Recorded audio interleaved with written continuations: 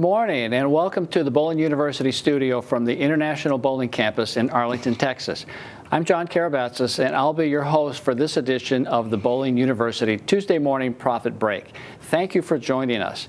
The Tuesday Morning Profit Break is an opportunity for sharing insights on how to grow your revenue, reduce costs, and enrich yourself, your team, and your business.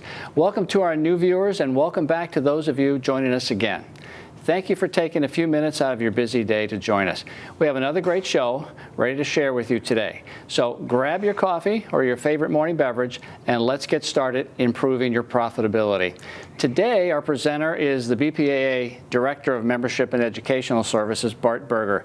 Bart has over 30 years of operational experience, not just in marketing, but in training and just general operations. He's a wealth of knowledge, a great resource. In fact, Bart's last position with Brunswick before he came to the BPAA was the Vice President of Marketing.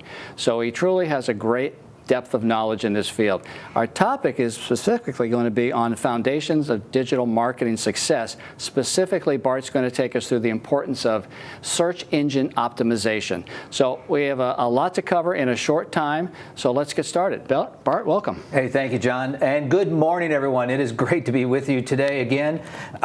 Yes, we're going to talk about digital marketing, specifically SEO, or search engine optimization.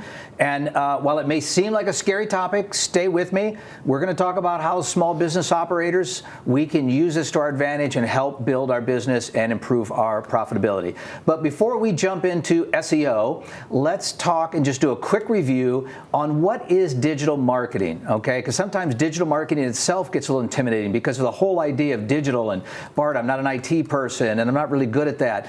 No, don't get intimidated by this. We're going to break this down and put it into some very easy bite-sized chunks for you. So just as a reminder, digital marketing is nothing more than content delivered through digital channels.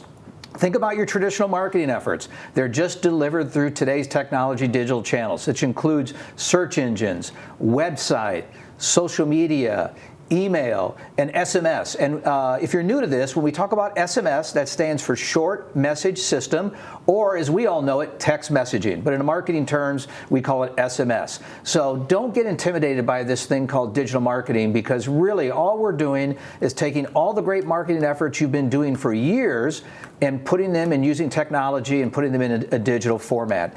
And here's why I absolutely love digital marketing and love what it represents for all of us as small business operators. Because digital marketing really has leveled the playing field.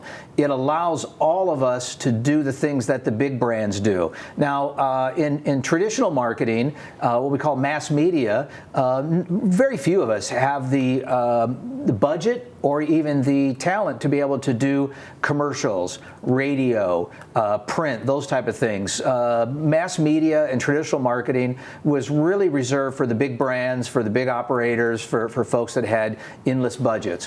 What I like to say, and the term I like to use, is that digital marketing, it lets us play in the big boy sandbox. And what I mean by that is, as a small business operator, you can do anything that the big brands do in the digital space. Now, you'll never be able to compete with them. You'll never be able to do the same ad spend with them, like a Best Buy or a Disney or one of the premier, Starbucks. But you can do everything that Starbucks does in the digital space. You really can.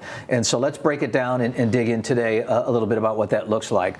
But the last thing I want to share with you on this digital before we get started in our specific topic, just know this: data is king. Data is king. While you can do everything that the big brands do, you have to have data. So what that means really is two things to you. Are you collecting data? If so, how? I hope you're collecting data. If you're not, start collecting data as soon as we're done this morning and get started. But once you start collecting that data, where do you store it? Where do you put it? What is what we call today your CRM solution, which CRM is your customer relation management system. It's a fancy name for a database, and you might be using something as straightforward and as basic as Excel, which is okay, or you might be using something more complex, but have something. It doesn't matter what it is, have something. our role is to provide solutions. If you need a solution, BPA has a product, Customer Connect, powered by Salesforce. It may or may not be right for you in your center, but just have something, whatever that is, because data is king, and you have to have the data there. So let's jump into what we're going to talk about today. So there's our digital ecosystem, the 5 components that we teach to here at the university that we believe make up the digital ecosystem: website, SEO, email, SMS or text messaging, and finally social media. And we cover each of these in some previous episodes. So we're going to spend a few moments today on the topic of SEO, or search engine optimization. Now, let me just say this. Full disclosure, I am not a tech person. There are people on our team that are so much more savvy in this space on tech, but what I am is an operator like you. And so I need to understand from an operating standpoint what search engine optimization is and how I can use it in my business to help. So that's really the premise I'm going to approach this from today as we spend a few moments together there. And this is probably, well, not probably, it really is the one area as a small business operator that you're going to want to get some professional outside help. I use the example like, fixing a car. I don't know how to fix a car. I'm not an auto mechanic, but I know when something's wrong, and I know how to measure it, and I know how to get it right. You are probably not going to be able to do some of the things we're going to talk about today, but I want you to know what they are so you can engage the right person or group to help you, because it's critical that we do this. So just know that this is an area that you're going to want to get some outside assistance in. But from a leadership, from a management perspective, what do you need to know to be effective? So let's talk about what SEO is, or search engine optimization is. It's optimizing content, the technical setup and reach of your website so your pages appear at the top of the search engine results for a specific set of keywords. Now that's a lot there, and we're going to unpack that over the next couple of minutes and how we do that. So I want to share with you some statistics that really are scary, and they should reinforce the fact on why this is so critical. And just know this about Google, and this is purely from a business perspective about Google. Google accounts for 92% of all online searches. 92%, right? That's where we need to focus, and that's where we need to be. Within those 92% of searches on Google, 60% are on mobile. So think about that, and think about your potential guests and your guests. So people are going to Google to search, and over half of them, 60% of them, are doing it on a mobile device. That's critical to know. Now, this is the scary part, folks, and this is the part that should make our ears perk up a little bit on why we need to be in this space and why we need to be diligent with this. 75% of people, you and I, 75% of us searching never go past the first page. And think about ourselves as we search for products and things that we do just in our own life, in our own space of looking for products, goods, or research. The data just shows, and Google has the data, that 75% of folks never go past the first page there. And this is really kind of a new phenomenon. More than 50% of searches are zero-click searches. And I'll explain what that is just very quickly. That zero-click search, that's that featured snippet at the top of the page after you do your search with a little bit of a definition. Now, there's a reason that Google provides that, and it's not because they like you. It's because if they can get you to look at that information without a zero click, it means you stay on Google. And the more time you stay on Google, the more profitable you are to them. So the zero-click search is really kind of a new phenomenon in this fast-changing place here. And I actually had to write this quote down because I want to share it with you properly. So excuse me while I look down at my sheet here, because someone shared this with me, and it really just resonated and hit home. And I just want to make sure that I articulate it to you properly. And what they said was this: Bart, understand this. If you are not ranking in Google's top 10 results for your target keywords, your website might as well be invisible. Let me say that again.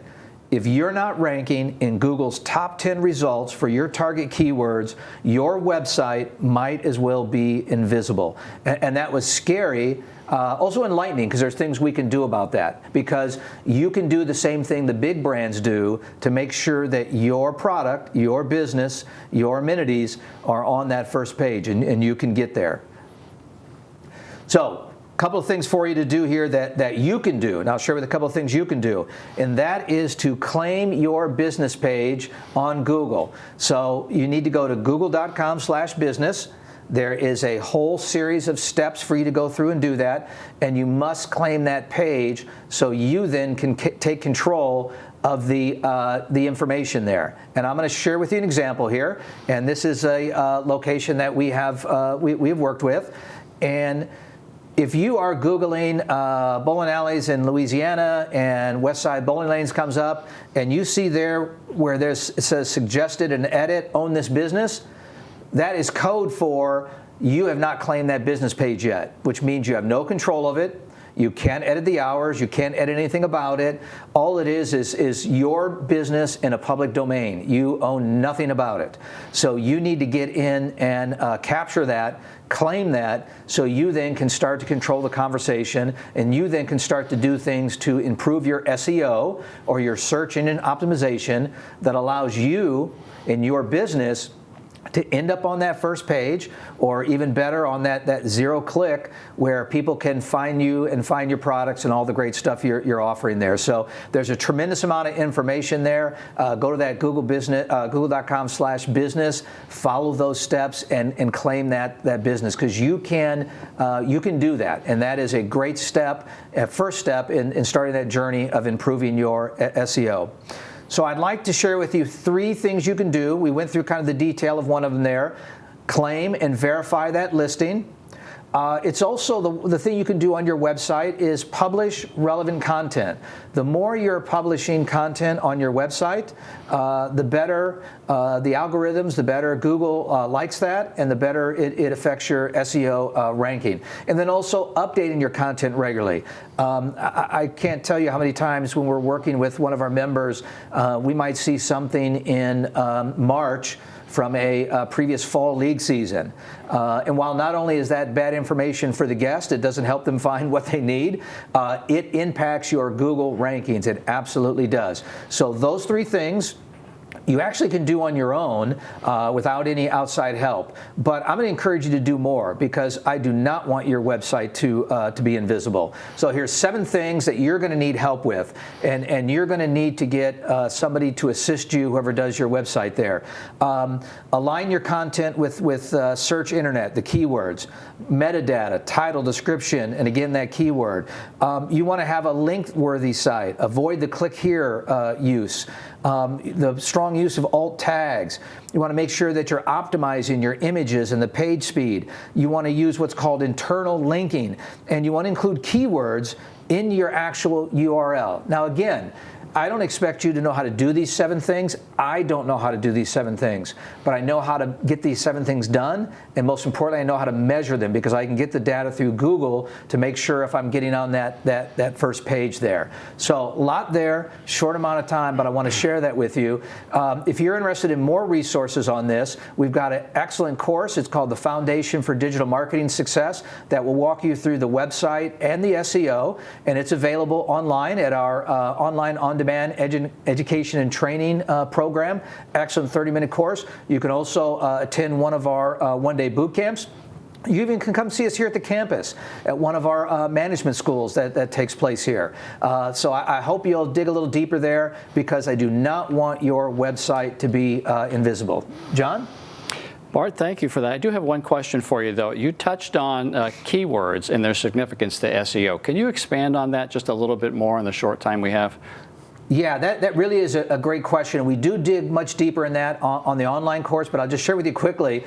Most people don't realize that the most common keyword when people are searching is probably the term that we like the least these days, so that's bowling alley, right? So we like to refer to ours as a center, and we can have the debate about entertainment and all that around. But understand this, the customer, the guest, when they're searching, they're always using the term bowling alley. And we can do such things for birthday parties or games or laser tags or fun or entertainment entertainment. So there's a whole discipline and an art form in understanding keywords that you can use to help make sure that when those keywords are entered, if somebody searches best birthday parties in Arlington, Texas, that your location comes up at the top of that page. And again, you're going to want and need help for that, but keywords are critical. Excellent. Thank you for that. Great stuff. I think it's probably good to take Bart's advice. If you want to dig down into this a little bit further, visit the on-demand online to get a little bit more information on it. There's a lot of information there in just 15 minutes. So that's all the time we have today as we wrap up another edition of the Tuesday Morning Profit Break. Remember that when your focus is on growing people, people will grow your business. We look forward to seeing you next week at 10:15 Eastern for another great episode of the Tuesday Morning Profit Break. If you have any questions about today's show or would like additional information, you can reach Bart or any of us on the team here at education@bpaa.com. Also, you and your team can watch any of our previous episodes 24/7 by visiting bowlinguniversity.net. Until then, I'm John Karabatsis, and do for one that you wish you could do for everyone. See you next week.